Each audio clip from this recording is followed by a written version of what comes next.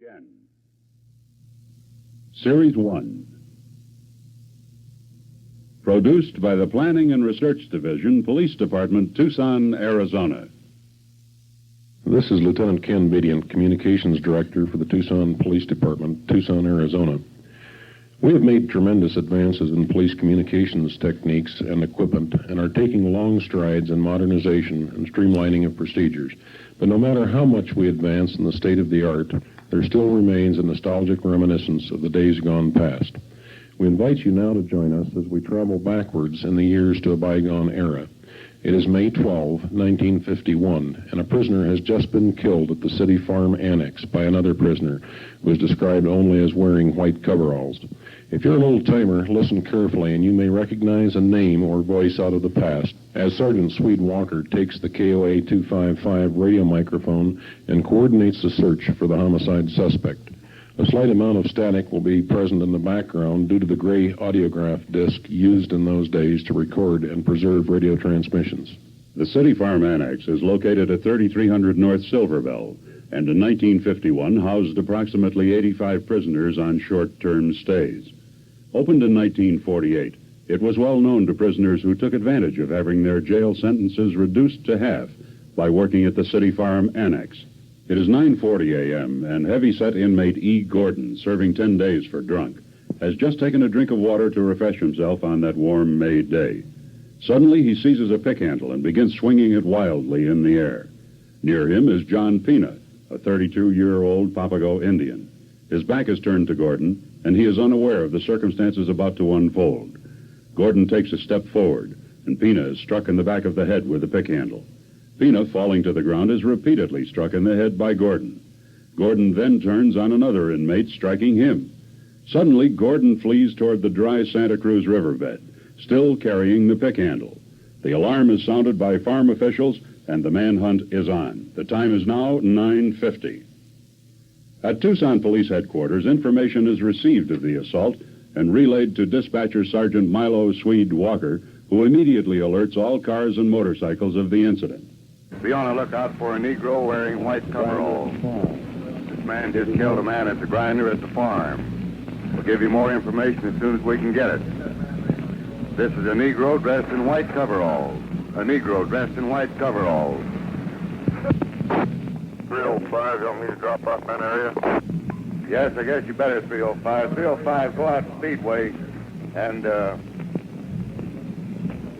go on out Silver Bell Road and then cut it over in on this side of the dump. Roger, will do. Oh, today I'm going out Oracle. I'll cut over at the Roger. Understand, I'll travel Speedway west to Silver Bell and then north. Roger. Order 6 tell me I don't know what to do. Go right on out Oracle Road, Motor 6, and down North Petrie Road. Sergeant Yates will come in for traffic. Car 309, go ahead. 309, do you want Dunn and Waller to go out there also? Yes, let them come on out here and circulate in the area. We'll see what we can find out on DeMoss Petrie, close to where that happened. Roger, KOA 255 at 953. Motor 10, I'm going to use this new freeway road. It's the most direct route from that spot. Okay. KOA 255, 953. Motor 10, Rico, I'll go across the Motor Road. Roger, KOA 255, 953. C-12 Brady in service. The street they want me out of the annex? 312, you might go out there and circle the vicinity for this Negro wearing white coveralls. That's all the description we have so far. There are about 7 units out in that neighborhood at this time. Well, I'm going direct to the city, to the annex where this happened. I got to get that information right away. Okay, you go ahead with your investigation then, while the other men check the screen for him. 304, wouldn't it be very it cut straight across through the city farm over to the road to Casa Grande? Could be. Because the railroad goes right through there. Motor 6 contributes some information. Motor 6. Go ahead, Motor 6. As a matter of record, we just killed a cat in the 2400 block on Oracle Road. So will you mark that down?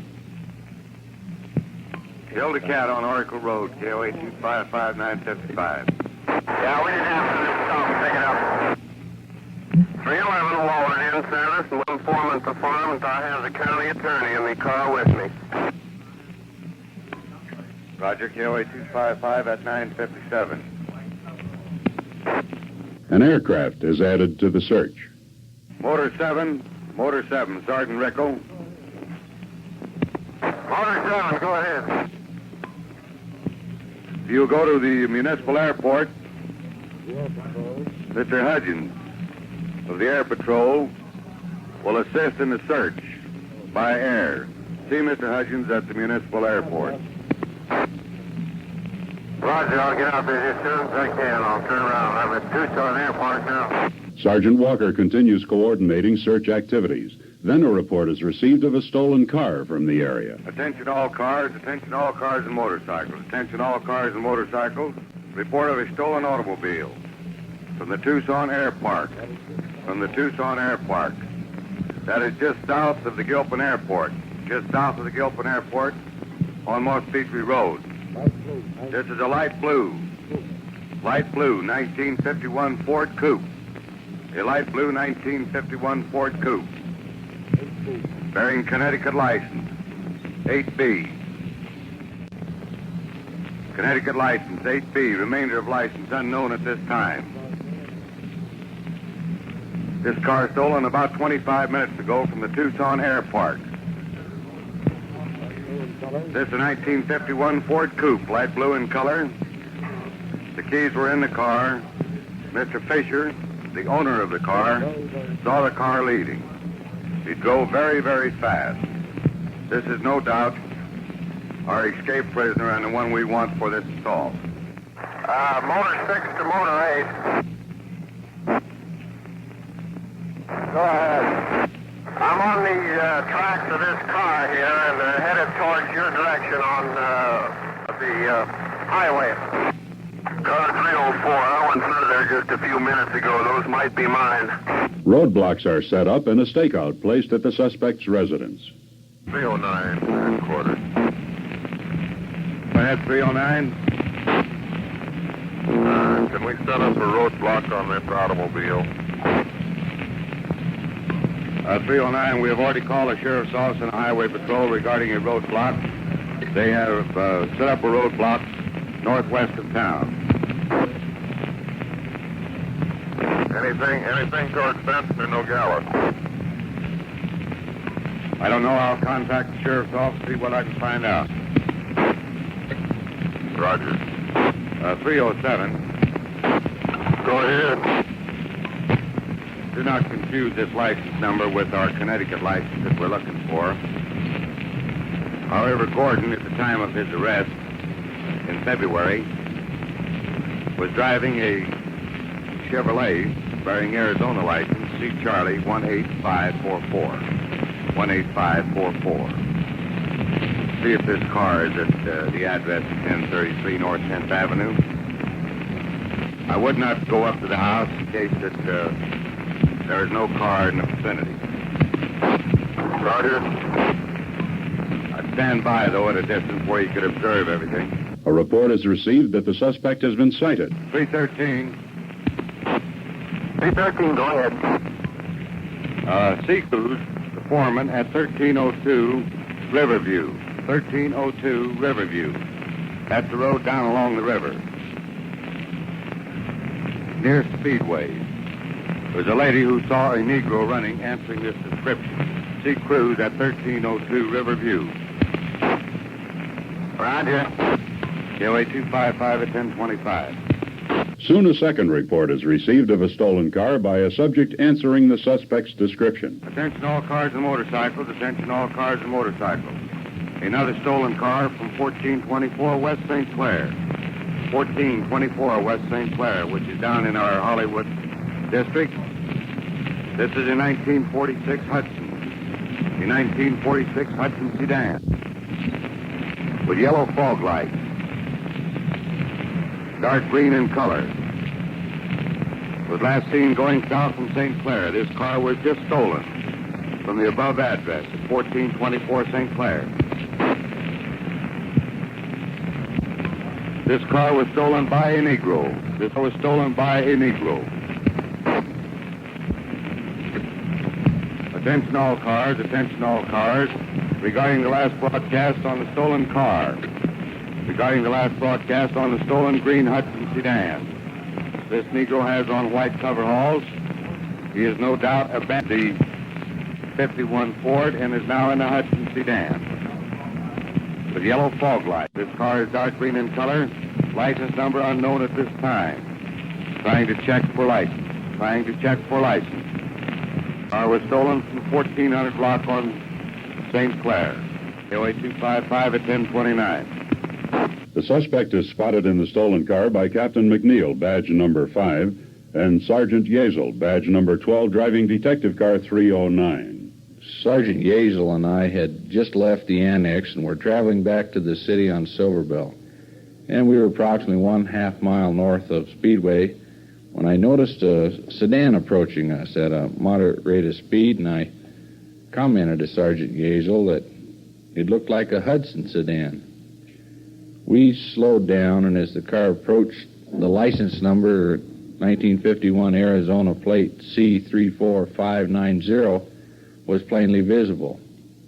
As quickly as possible, we turned around, and I radioed the information that car 309 was in pursuit of the subject.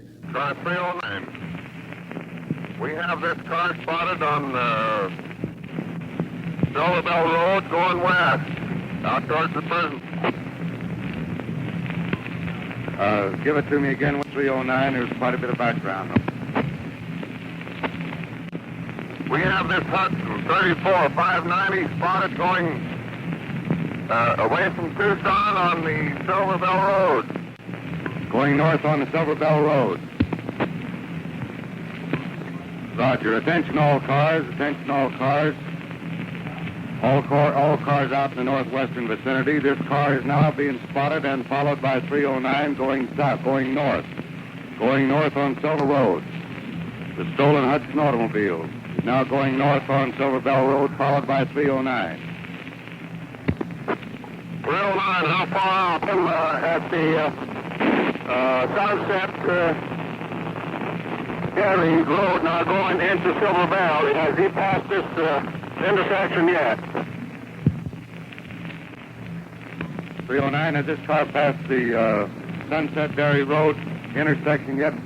No, he is almost out even with the farm now. We were coming towards town. 310, this car should be almost even with the city farm at this time, still going south. Roger, I'll be have a head on with him there, because I'm on the Silverbell Road now, going car 305. I'm heading out that way, almost to the farm. Roger, correction on the last broadcast. He's still going north instead of south. As quickly as possible, we closed the distance, and upon getting between 20 and 40 feet to the rear of the automobile, Sergeant Yazel honked the horn repeatedly, trying to get the suspect to pull over to the right side of the road. His reaction was to increase his speed to 80 miles per hour and straddle the center line of the road. This car is now still going on the Silverbell Road. We're right behind it, firing at him. He won't stop. He's going towards the Sunset Road. We don't know which direction he's going to follow. He seems to be outdistancing us. Keep him inside. He's still north on the Silverbell Road towards the Sunset Road. He's still on the Silverbell Road and still going north. Roger. 304, I'm going to Hotel Crew.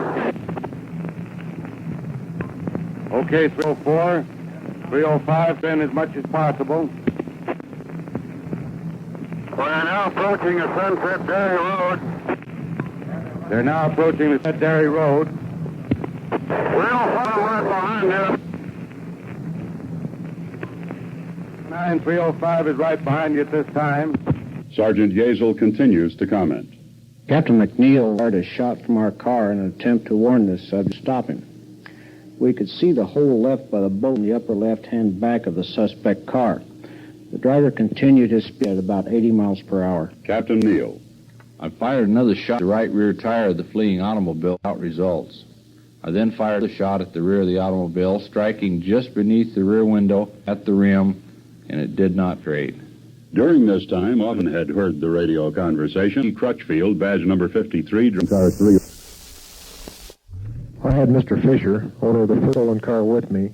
Coordinating radio broadcasts, I soon had Sergeant Yazel and Captain McNeil spotted. Ahead of them was a stolen Hudson. I then passed the detective's car and drew up near to the Hudson. Just then the pavement ended, and I was hardly able to see for the dust being made by the Hudson. I was, however, able to see Officer Bill Dunn, who had set up a roadblock just ahead. Dunn was waving his arms to stop the driver of the Hudson. The driver swerved directly at Officer Dunn and appeared to be trying to run him down. Officer Dunn jumped off the west side of the highway just as the fleeing sedan passed, missing him by 6 inches. Dunn fired a shotgun blast into the side of the Hudson, recocked, and fired 2 more blasts at the fleeing vehicle, some of the pellets striking Gordon in the cheek and the jaw. He just tried to run down Bill Dunn. He's still going north. Bill shot at him. He's still going. Roger. This man is still going north. He tried to run down 310. KOA 255 at 1040. Now we go to Officer Kenneth Ice, badge number 50, who was southbound on Silver Bell on motor number 10. Yeah, at approximately 8 or 9 miles north of town on Silver Bell Road, I saw the subject driving the stolen car at a high rate speed and coming towards me around a curve approximately 500 feet away. This time I braked the motorcycle down from the speed at which I was traveling, as I was aware that this man had attempted to run Officer Dunn down. I threw the motorcycle to the ground near the right-hand side of the road and fired at the oncoming automobile as the subject was trying to run me down.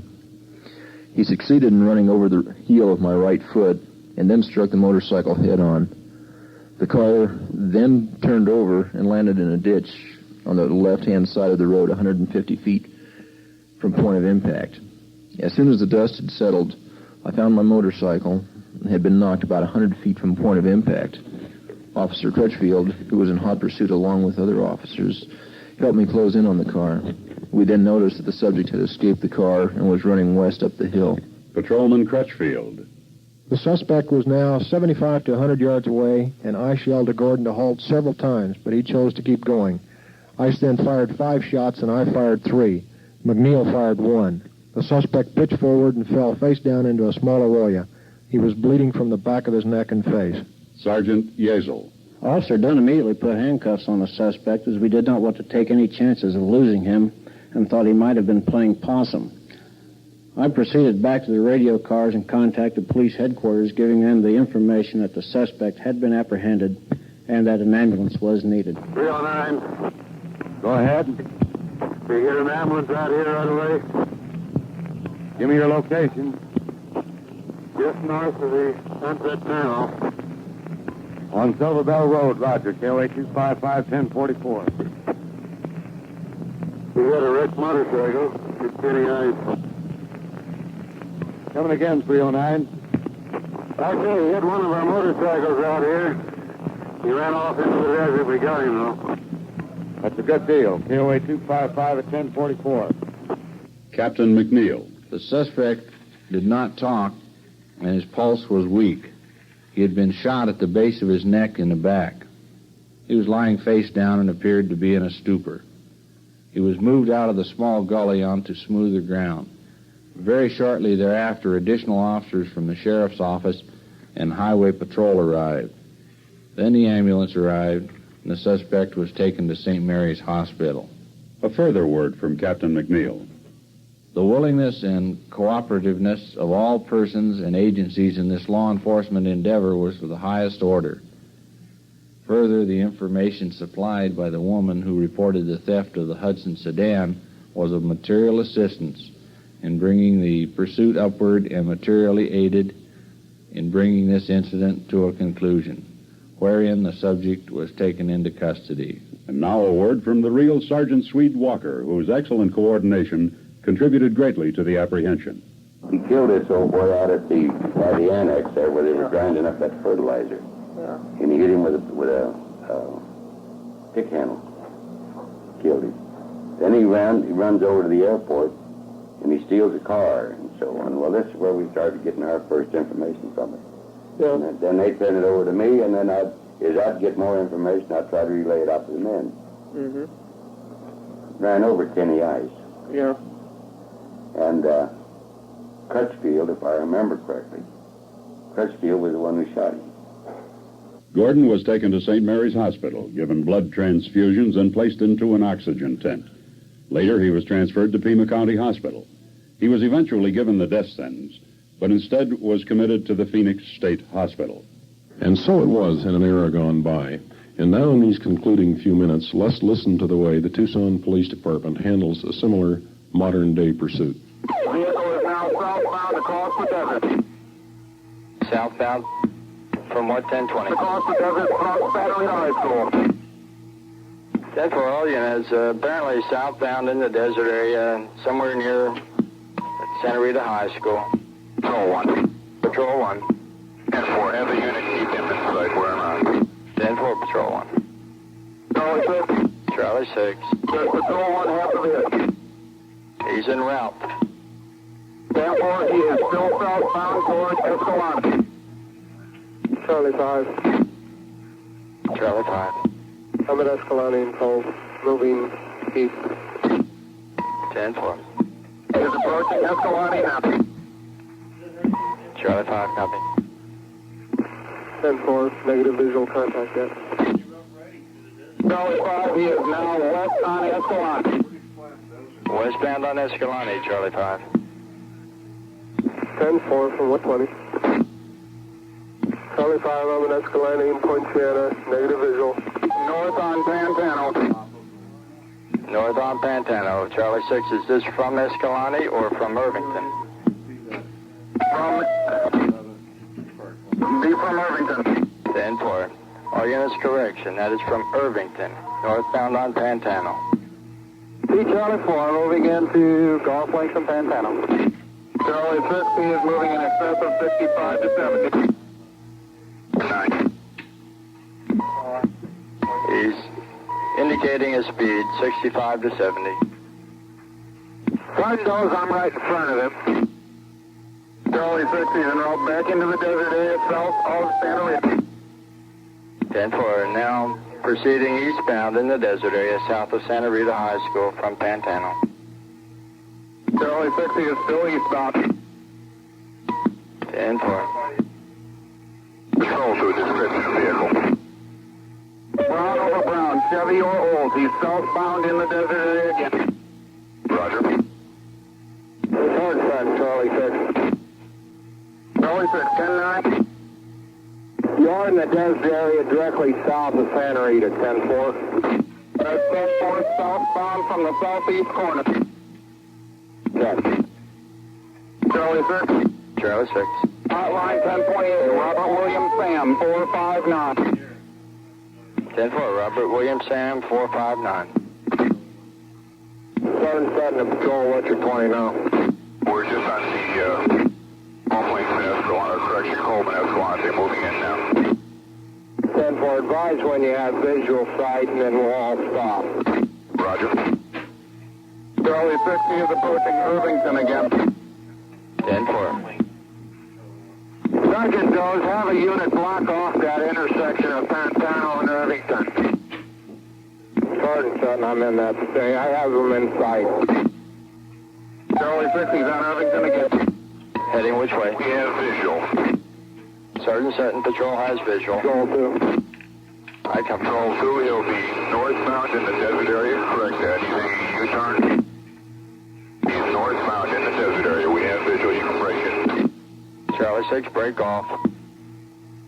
Hold there, Charlie 6. Torrance Sutton, need a unit on Panhandle just south of Santa Rita High School. 10-4, Charlie 5. Got it. Charlie 5, 10-4. Hold there, 6. Charlie 6 to patrol, do you have him? Patrol through, we have him in the desert area. Move that, 6. Dimple. Charlie 5 to 7 Sutton. Photo 14 out, 10-5. 10-4. Ascertain if there's permission to clear the clock. Charlie 6. Charlie 6. Go ahead and clear the quad. Subject is in custody. Law enforcement methods, equipment, and procedures change throughout the years, but one thing that never changes is the dedication of the law enforcement officer. These are men who have dedicated their entire lives to the protection of the citizen and the community, as well as the enforcement of the laws upon which this land was founded. Our thanks and salute to the law enforcement personnel of the past, present, and future for a job well done.